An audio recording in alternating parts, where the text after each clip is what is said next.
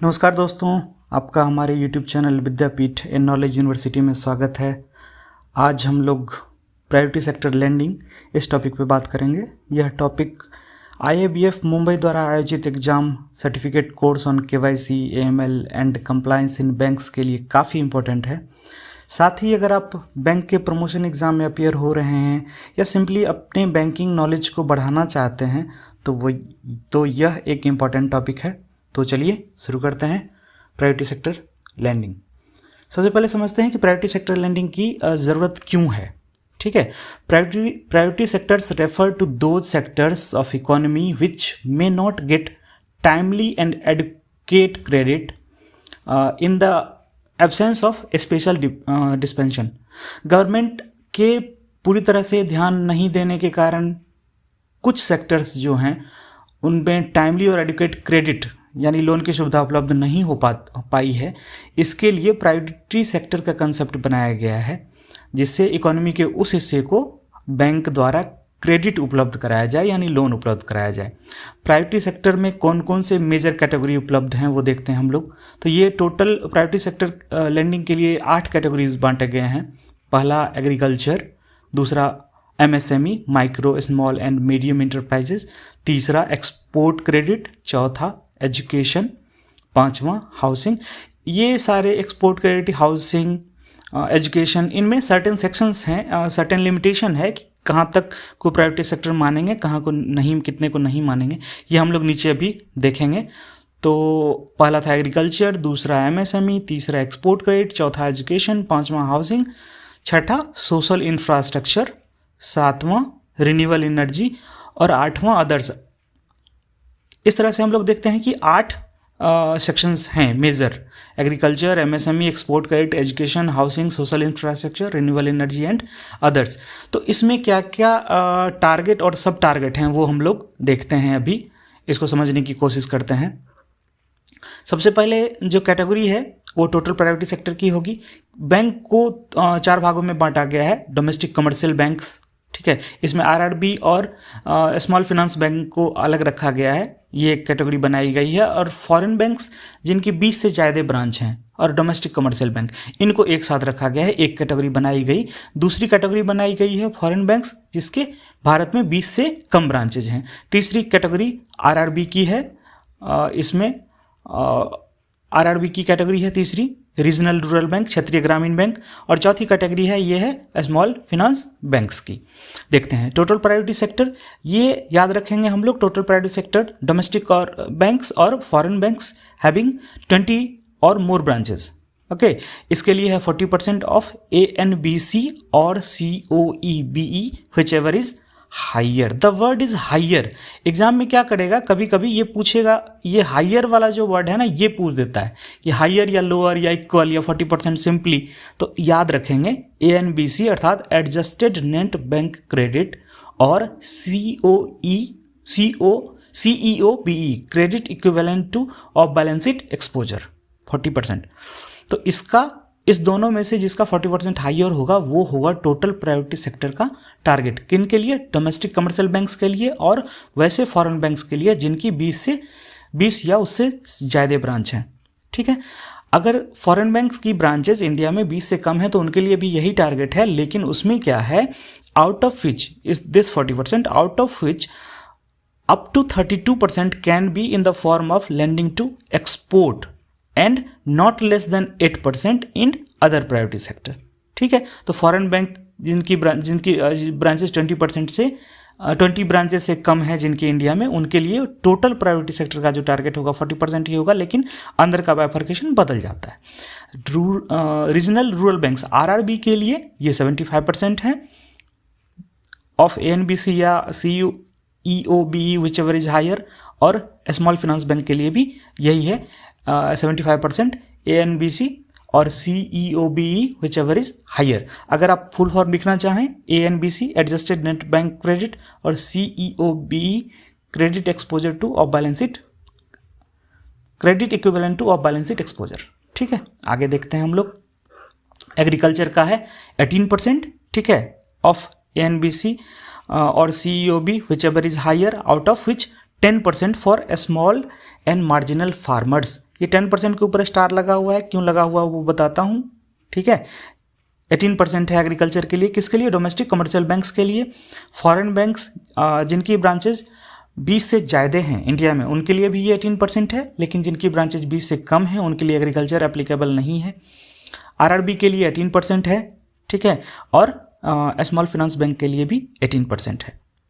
इस दोनों में भी 10% है, वो स्मॉल एंड मार्जिनल फार्मर के लिए। क्या है ये स्टार क्यों लगा हुआ है वो हम लोग नीचे देखते हैं ताकि स्पष्ट हो जाएगा। ये फुल फ्लेज टारगेट नहीं है, ये जो 10% आपको दिखता है ना, ये हर एक साल बढ़ रहा है। ये पूरा टारगेट 10% है, बट इसको एक ही बार अचीव नहीं करना है, इसको साल दर साल बांटा गया है, इसलिए यहाँ पे ये स्टार लगा हुआ है। नीचे मैं आपको ये चीज़ें क्लियर कर दे रहा हूँ अभी, ठीक है। ये देखते हैं हम लोग अभी माइक्रो इंटरप्राइजेज के लिए क्या है। ये 7.5% है domestic banks and foreign banks having 20 और more branches. Foreign banks having less than 20 branches के लिए एप्लीकेबल नहीं है माइक्रो इंटरप्राइजेस। फिर आरआरबी के लिए 7.5% और स्मॉल फाइनेंस बैंक के लिए भी 7.5%।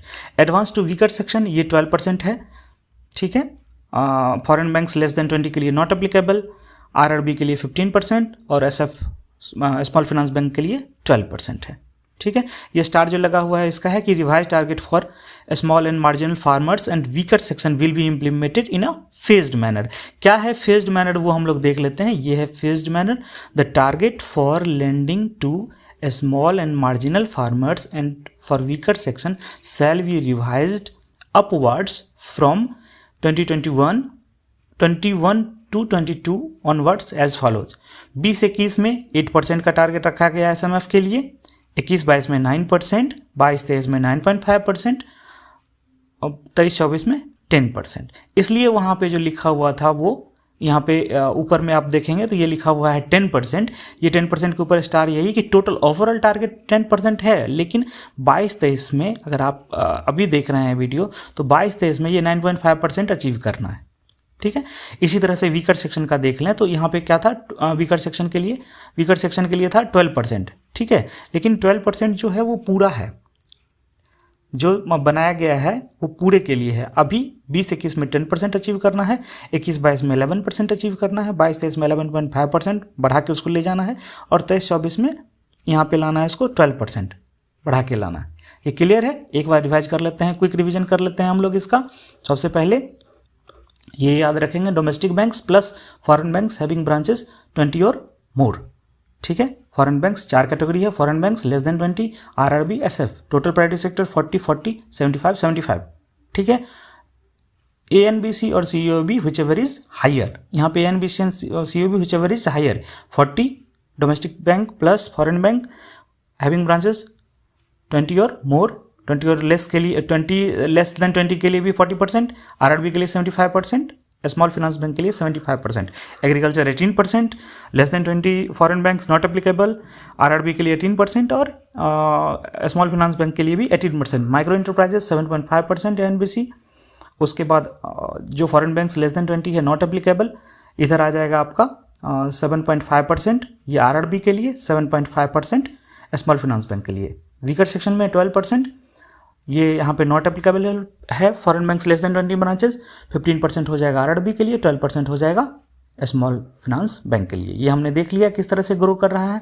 आगे देखते हैं हम लोग। पहले हमने पढ़ा कि 8 ये हैं 8 सेक्शंस में, एक कैटेगरी में, तो हम लोग एक एक करके सारे कैटेगरी में देखते हैं क्या है, किस तरह का प्रोविज़न बनाया गया है इसका लैंडिंग का। हम लोग एक एक करके इसको देखते हैं। आते हैं नीचे हम लोग। सबसे पहले एग्रीकल्चर, ठीक है। Lending to agriculture sector will include farm credit, ठीक है, agriculture and allied activity, lending to agriculture infrastructure and ancillary activities. इस सबको इंक्लूड किया जाएगा किसमें, एग्रीकल्चर में। पहला वर्ड आया फर्म क्रेडिट। हम लोग देखते हैं पहले फर्म क्रेडिट। फर्म क्रेडिट में पहला individual farmer, loan to individual farmer, ठीक है, इंक्लूडिंग सेल्फ हेल्प ग्रुप और joint liability group. SHG individual farmer के रूप में आ जाएगा, या एसएचजी के रूप में आ जाएगा, या जेएलजी के रूप में आ जाएगा, ठीक है। डायरेक्टली इंगेज्ड इन एग्रीकल्चर या अलाइड एक्टिविटीज़ जैसे dairy, fishery, animal husbandry, poultry, bee keeping and sericulture. अगर जो किसान होगा, किसान को लोन देंगे किसी भी रूप में, इंडिविजुअल के रूप में या एसएचजी के रूप में या जेएलजी के रूप में, वो क्या एक्टिविटी करेंगे, एग्रीकल्चर की एक्टिविटी करेंगे या allied activity, agriculture allied activity करेंगे, जैसे dairy, fishery, animal husbandry, poultry, bee keeping and sericulture. ठीक है, इसमें कौन कौन सा, दिस विल इंक्लूड क्या क्या, क्रॉप लोन्स होगा, उनको हम लोग क्रॉप लोन्स देते हैं। Medium and long term loans for agriculture and allied activities, ये इंक्लूड हो जाएगा आपका फार्म क्रेडिट में, इंडिविजुअल फार्मर में। Loans for pre and post harvest activities like spraying, harvesting, grading and transporting of their own farm produce, ये आ जाएगा। Loan to distressed farmer indebted to non institutional lenders, किसी किसान ने साहूकार से लोन ले लिया है, उसको अगर आप लोन देते हैं मुक्ति के लिए कि साहूकार का पैसा देकर मुक्त हो जाए, तो ये जो क्रेडिट होगा फार्म क्रेडिट इंडिविजुअल किसान को, वो भी आएगा प्रायोरिटी सेक्टर में। बैंक में मैक्सिमम केसीसी है, तो किसान क्रेडिट कार्ड के अंदर जो भी लोन होगा वो आपका आ जाएगा किसमें, प्रायोरिटी सेक्टर में, और फार्म क्रेडिट इंडिविजुअल फार्मर्स के अंतर्गत। Loan to small and marginal farmers for purchase of land for agriculture purpose. Small farmer क्या होते हैं, मार्जिनल फार्मर क्या होते हैं, हम लोग देख लेते हैं अभी नीचे। ठीक है, अगर ये ज़मीन खरीदना चाहते हैं एग्रीकल्चर पर्पस के लिए, खेती के लिए, तो उसको जो लोन दिया जाएगा वो भी आएगा आपका प्रायोरिटी सेक्टर में। लोन्स अगेंस्ट प्लेज या hypothecation of agricultural produce including warehouse receipt, warehouse receipt को प्लेज या हाइपोथिकेट करके जो लोन देंगे, ठीक है, उसके लिए भी आपका ये प्रायोरिटी सेक्टर क्लासिफिकेशन होगा उस लोन का।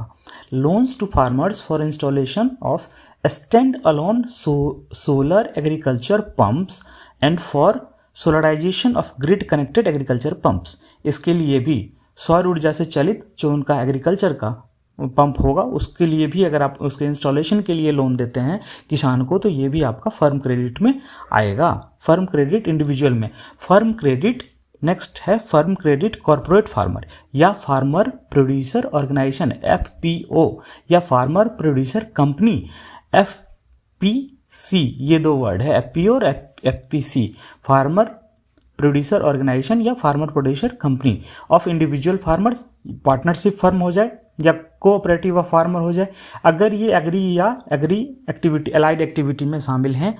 तो आगे देखते हैं, इसमें 3 तरह का कैटेगराइजेशन है जो प्राइवेट सेक्टर में क्लासिफाइड होगा, कौन कौन सा। Loan to an aggregate limit of 2 crore per borrowing entity, 2 crore, ये याद रखिएगा 2 करोड़। नोट्स चाहें तो आप ले सकते हैं, पेपर पेन पे लिखते जाइए, ये आपको समझने में और याद करने में ज़्यादा आसान होगा। ठीक है, loans to an aggregate limit of 2 crore per borrowing entity for the following activities, क्या, crop loans, medium and long term loans for agriculture and allied activity, loans for pre and post harvest activities. इसके लिए अगर आप loan देते हैं तो up to 2 crore limit का जो लोन होगा पर बोरोइंग एंटिटी, ये शामिल होगा किसमें, प्रायोरिटी सेक्टर में। Loans up to 75 lakh against pledge या hypothecation of agriculture produce including warehouse receipt for a period not exceeding 12 months, 75 lakh warehouse receipt की बात होगी। ठीक है, तो 12 महीना 75 लाख। ठीक है, अगेंस्ट NWR या ENWR negotiable warehouse receipt या electronic form of negotiable warehouse receipts. ठीक है, and up to 50 lakh against warehouse receipt other than negotiable warehouse receipt. अगर warehouse receipt negotiable warehouse receipt है तो उसके against में 12 महीने के पीरियड के अंदर के लिए, 1 साल के अंदर के लिए 75 लाख का जो लोन होगा वो अगर दिया जाए तो वो क्लासिफाइड होगा प्रायोरिटी सेक्टर में। ठीक है, कहाँ, फर्म क्रेडिट के अंतर्गत कॉर्पोरेट फार्मर के टैब में। ठीक है, लेकिन अगर वो निगोशिएबल वेयर हाउस रिसिप्ट नहीं है, सिंपली वेयर हाउस रिसिप्ट है, तो उसके केस में 50 लाख तक का लोन ही क्लासिफाई होगा फर्म प्रायोरिटी सेक्टर में under farm credit corporate farmers. ठीक है, NWR negotiable warehouse receipt. Loan up to 5 crore per borrowing entity to FPO farmer producer organisation या farmer producer company undertaking farming with assured marketing of their produce at a predetermined price. Farmer producer company या farmer producer organisations क्या करते हैं, किसी बड़ी company के साथ एक टाई अप करते हैं, ठीक है, कि हम आप किसानों के साथ किसानों की एक कंपनी होगी, वो टाई अप करेगी बड़ी कंपनी के साथ, और उनको अगर लोन दिया जाए, वो इस बात के लिए तय करते हैं कि आप फसल उगाइए और हम लोग उसको खरीदेंगे। तो ये एक जो प्रोड्यूस होगा, एग्रीकल्चर प्रोड्यूस होगा, उसको पहले से तय हो जाता है कि हम इतने दाम में खरीदेंगे। देयर प्रोड्यूस क्या है, for marketing of their produce at a predetermined price, पहले से सोचा हुआ प्राइस किसका है, एफपीओ या एफपीसी, फार्मर प्रोड्यूस ऑर्गेनाइजेशन या फार्मर प्रोड्यूस कंपनीज का। इसको अगर आप लोन दे रहे हैं बैंक एज ए बैंकर, तो जो आपका 5 करोड़ पर बोरोइंग एंटिटी तक का लोन होगा वो क्लासीफाई हो जाएगा प्रायोरिटी सेक्टर में अंडर एग्रीकल्चर। ठीक है, नेक्स्ट हम लोग देखते हैं एग्री इंफ्रा। एग्री इंफ्रा का मतलब होता है कि infrastructure related to agriculture activity. ठीक है, agriculture infrastructure loan for agriculture infrastructure will be subject to an aggregate sanction limit of 100 crore per borrower from banking system. यहाँ पे एक बैंक की बात नहीं होगी, यहाँ पे पूरे बैंकिंग सिस्टम की बात होगी।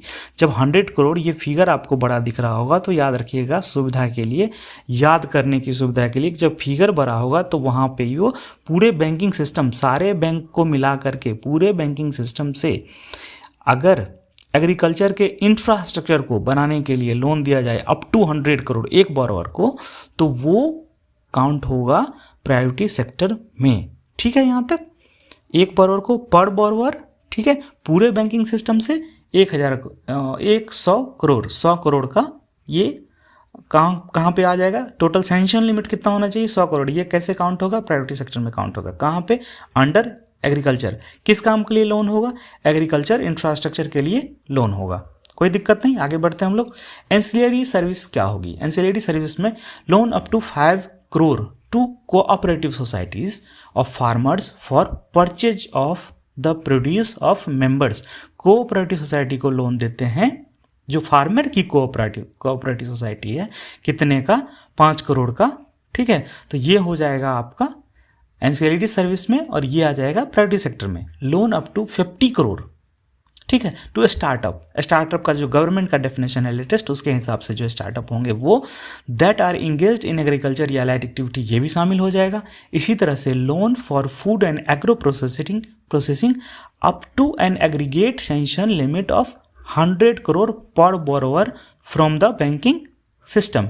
ये प्रायोरिटी सेक्टर लेंडिंग में जब भी आप याद रखेंगे तो जहाँ भी 100 करोड़ है ना, वो सब है पूरा फ्रॉम द बैंकिंग सिस्टम है। ठीक है, यहाँ पे क्या आ जाएगा, स्टार्टअप के लिए 50 करोड़, कोऑपरेटिव सोसाइटी के लिए 5 करोड़, ठीक है, और ये आपका आ जाएगा food and agro processing up to an aggregate sanction. तो फूड एंड एग्रो के केस में आ जाएगा ये क्या, 100 करोड़ पर बोरोवर। ठीक है, ये सारे एंसिलरी सर्विस किस में काउंट हो जाएंगे, ये सारे काउंट हो जाएंगे आपके प्रायोरिटी सेक्टर में। ठीक है, यहां तक क्लियर है आप लोगों का, okay. Small and marginal farmer की बात की थी मैंने ऊपर। स्मॉल एंड मार्जिनल फार्मर क्या होता है, पहले हो जाएगा मार्जिनल।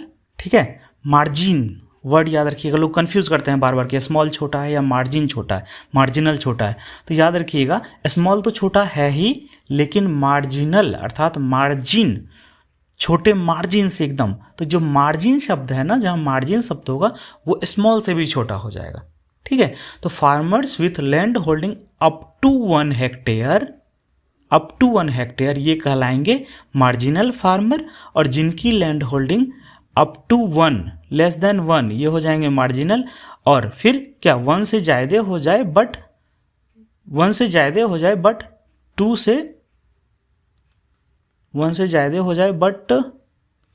2 से कम हो जाए। ठीक है, 2 हेक्टेयर से कम हो जाए, तो ये हो जाएंगे स्मॉल। ठीक है, ये याद रखेंगे। मार्जिनल मतलब छोटा, 1 से कम। स्मॉल मतलब 1 से ज़्यादा हो लेकिन 2 से कम हो। 2 क्या है, ये हेक्टेयर वर्ड है यहाँ। ठीक है, तो ये था आपका एग्रीकल्चर। हम लोग 8 जो पैरामीटर जो मैंने ऊपर बताया, 8 कैटेगरी, वो सबको एक एक करके अभी देखेंगे। एक आपका एग्रीकल्चर का जो मेजर पॉइंट था वो खत्म हुआ यहाँ पे। अगर आपको वीडियो पसंद आ रहा हो तो इस वीडियो को लाइक कर दीजिए। कोई सवाल होगा तो कमेंट करके अभी आप दे सकते हैं, बता सकते हैं कि कौन सा सवाल है, मैं कोशिश करूँगा उसको देखने का।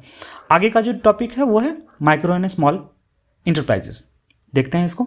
All loans to unit in the khadi and village industry sector KVI को दिया गया कोई भी लोन, ठीक है, वो ये प्राइवेट सेक्टर के अंदर क्लासीफाई होगा, माइक्रो इंटरप्राइजेस के अंदर क्लासीफाई होगा, ठीक है। प्राइवेट सेक्टर के माइक्रो इंटरप्राइजेस का जो 7.5% का टारगेट है जो हमने ऊपर देखा, उसके अंतर्गत क्लासीफाई होगा कौन, कोई भी लोन दिया जाए कितने भी अमाउंट का KVI को, खादी एंड विलेज इंडस्ट्री को, ठीक है। खादी एंड विलेज इंडस्ट्री को दिया गया कोई भी लोन प्राइवेट सेक्टर के अंतर्गत माइक्रो इंटरप्राइजेस का जो 7.5% का टारगेट है उसके अंतर्गत क्लासीफाई होगा। Loan up to 50 crore to startups, ऊपर में भी देखा था हमने कि स्टार्टअप्स जो MSME के डेफिनेशन के अंतर्गत आएंगे, स्टार्टअप को दिया गया 50 करोड़ का लोन, कहाँ क्लासीफाई होगा, ये सब क्लासीफाई होगा किसमें, प्राइवेट सेक्टर के अंतर्गत, ठीक है। देखते हैं हम लोग आगे क्लासिफिकेशन। ये याद रखिएगा, ये क्लासिफिकेशन अभी बदला है पिछले कुछ सालों में, तो ये क्लासिफिकेशन काफ़ी इंपॉर्टेंट है। MSME माइक्रो अलग, स्मॉल अलग, मीडियम अलग, किसको किसको बोलेंगे वो देखते हैं।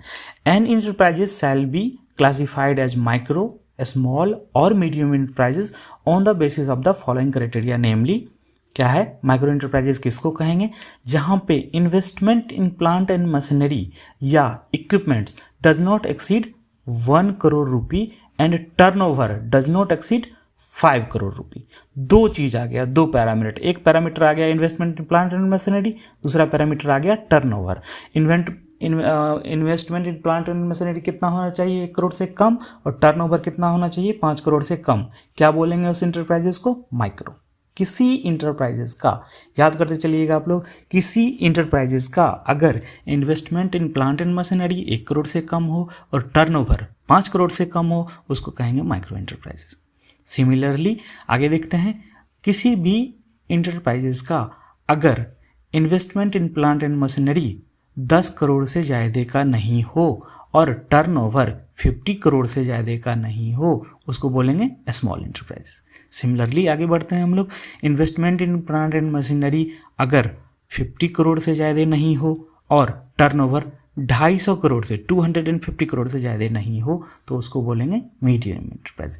ये बिल्कुल रट लीजिए, ये सीधे सीधे एग्जाम में आ जाता है क्वेश्चन, ठीक है। दूसरा, all enterprises are required to register online and obtain Udyam registration. ये काफ़ी इंपॉर्टेंट है, इजीली मिल जाता है, ऑनलाइन ये कीजिए रजिस्ट्रेशन और मिल जाता है, तो ये इंपॉर्टेंट है। ये एग्जाम में इससे भी क्वेश्चन आता है कि कौन सा रजिस्ट्रेशन इंपॉर्टेंट है, रिक्वायर्ड है कौन सा सब इंटरप्राइजेस को करने के लिए, ये डेफिनेशन इंपॉर्टेंट है, ठीक है। तीसरा हम लोग देखते हैं एक्सपोर्ट क्रेडिट, छोटा छोटा है, अब ज़्यादा वक्त नहीं लगेगा, खत्म हो जाएगा। एक्सपोर्ट क्रेडिट, एक्सपोर्ट क्रेडिट के केस में है, the word is incremental export credit. जितना पहले था उससे आगे कितना बढ़ा, ठीक है, इसी को बोलते हैं इंक्रीमेंटल वर्ड। सीधे सीधे शब्दों में अगर हम कहें तो incremental export credit over corresponding date of the preceding year up to 2%। Export credit के साथ सीधा याद रखिए 2% इंक्रीमेंटल, लेकिन ठीक है 2% ऑफ NBC और COB whichever is higher subject to essential limit up to ₹40 crore per borrower. ये याद रखिएगा, इसमें दो चीज़ आ गया एक्सपोर्ट क्रेडिट वाले में, क्या, इंक्रीमेंटल एक्सपोर्ट क्रेडिट कितना होना चाहिए, अप टू 2%, ठीक है, लेकिन उस बॉर्डर का एसेंशियल लिमिट कितना होना चाहिए, ₹40 करोड़ पर बोरोवर, ठीक है। एक्सपोर्ट क्रेडिट में से ज़्यादा कुछ है नहीं। एजुकेशन देखते हैं, सीधा याद रख लीजिए 20 लाख तक का जो भी एजुकेशन लोन होगा आएगा प्राइवेट सेक्टर में। Loans to individuals for education purpose including vocational courses not exceeding ₹20 lakh will be classified as eligible private sector classification. पहले ये फॉरेन का अलग होता था, इंडिया का अलग होता था, अब सब खत्म हो चुका है। सीधा है कि 20% से ज़्यादा, ये 20 लाख से ज़्यादा नहीं होना चाहिए। अप टू 20 लाख का जो भी एजुकेशन लोन होगा प्राइवेट सेक्टर क्लासीफाई होगा। होम लोन का केस देखते हैं, काफ़ी important. Loans to individuals up to ₹35 lakh in metropolitan centres. Metropolitan centre का डेफिनेशन कभी कभी एग्जाम में आ जाता है, तो इसको अच्छे से समझिएगा। मेट्रोपॉलिटन सेंटर किसको बोलेंगे, with population 10 lakh and above. Population जहाँ पे 10 लाख से ज़्यादा हो जाएगा उस सेंटर को बोलेंगे मेट्रोपॉलिटन।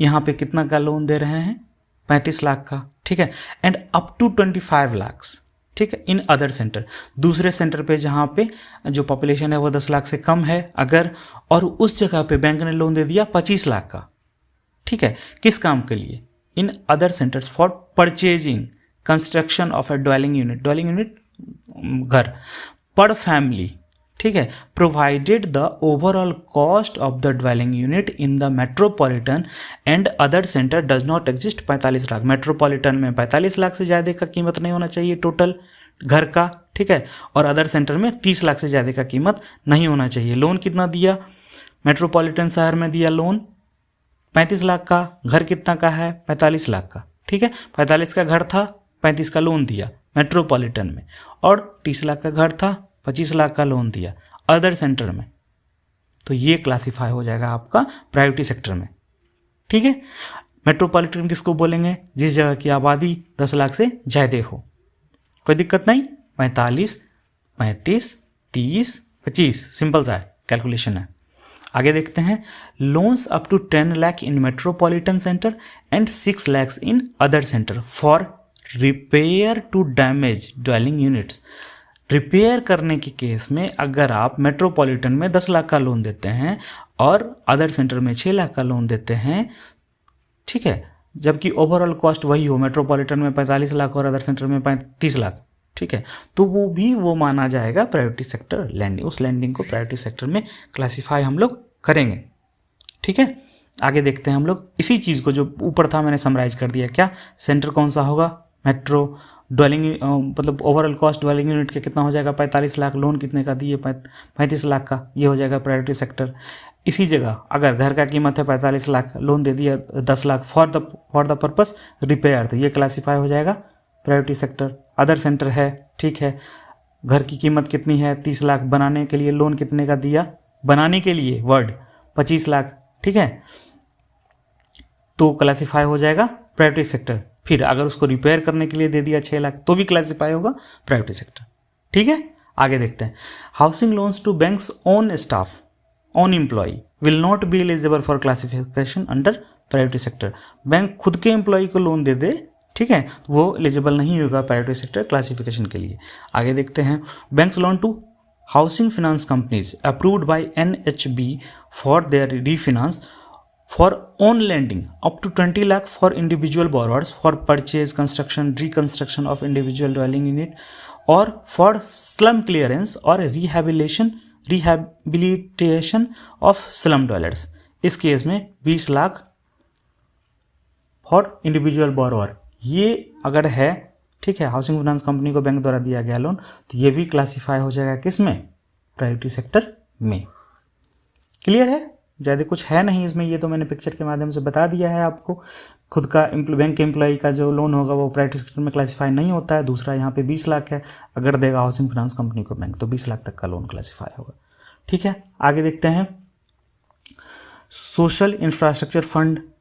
सोशल इंफ्रास्ट्रक्चर में क्या क्या है, banks loan up to a limit of 5 crore per borrower, ठीक है, for setting up school, drinking water facilities and sanitation facilities including construction, refurbishment of household toilets and water improvement at household level etc, and loan up to a limit of 10 crore per borrower, ठीक है, for building healthcare facilities including under Ayushman Bharat in tier 2 to tier 6 centre. ये आपका 5 crore per borrower school बनाने के लिए, drinking facilities के लिए, sanitation facilities के लिए अगर लोन दिया गया है, या 10 करोड़ दिया जाए किस चीज़ के लिए, health care facilities under Ayushman Bharat tier 2 से लेकर टियर 6 कैटेगरी में। तो ये सोशल इंफ्रास्ट्रक्चर का निर्माण किया जा रहा है, तो इस सेक्टर को जो लोन दिया जाएगा वो भी क्लासीफाई होगा प्रायोरिटी सेक्टर में।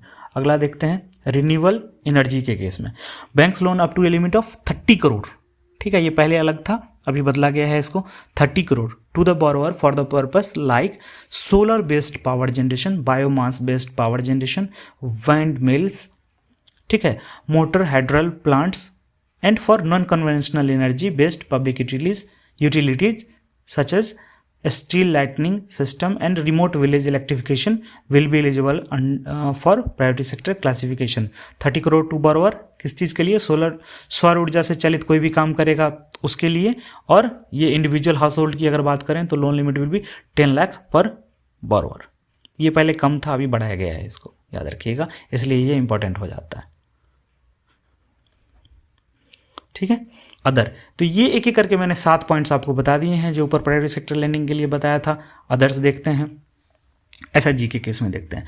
Loans not exceeding ₹2 lakh provided by banks to SHG या JLG for activities other than agriculture और MSME which loans for meeting social needs, constructions और repair of house, constructions of toilet और any viable common activities started by SHG. ये भी 2 लाख तक का SHG को दिया गया वैसा लोन जो वो दूसरे पर्पज़ के लिए यूज़ कर रहे हैं। कौन सा?